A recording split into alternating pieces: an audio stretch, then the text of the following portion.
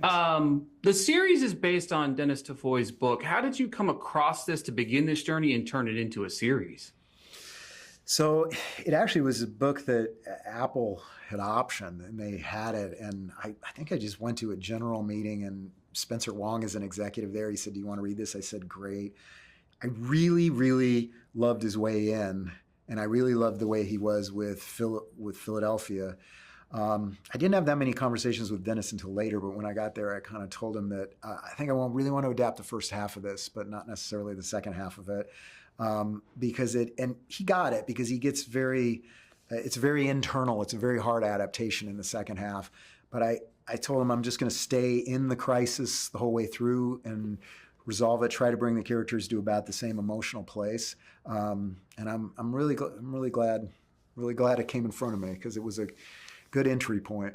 It really is. I love Ray's character layered. He's with so many deep insecurities and troubles, but also kind of lighthearted in trying to protect the people that he loved. But more importantly, how did the casting of Brian Tyree Henry come to fruition? Because he just absolutely embodies the role of Ray. So we made a list, and he was the top of it, because Ray has to be so kind of grumpy with everybody and overwhelmed, and he's trying to. He still has to be lovable in the midst of all this craziness. And I just thought that was Paperboy. I was a big fan of Atlanta. I loved his character in that. I knew his other work too, but I thought that he was absolutely going to be able to do this. And then he just surpassed all of our expectations. He's such a gifted, trained actor, and he just took every ball we threw at him and juggled it. So, yeah. So obviously Ridley Scott's an executive producer in the series. You two had previously worked together, but this is kind of your baby. You know what I mean? What's it like working with him and watching him even direct an episode of again, your baby? We got to be really close, because I mean, we'd worked on 2 projects before this. One of them didn't happen.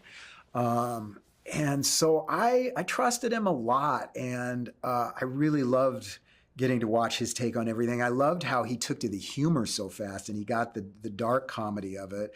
Ridley's actually very funny in person. You know, all of his movies aren't necessarily comedies, but he likes black humor and dark comedy. So it was great to get to work with him, and it actually was a good way into the show for me, because I got to watch a wizard and an expert direct something at the beginning.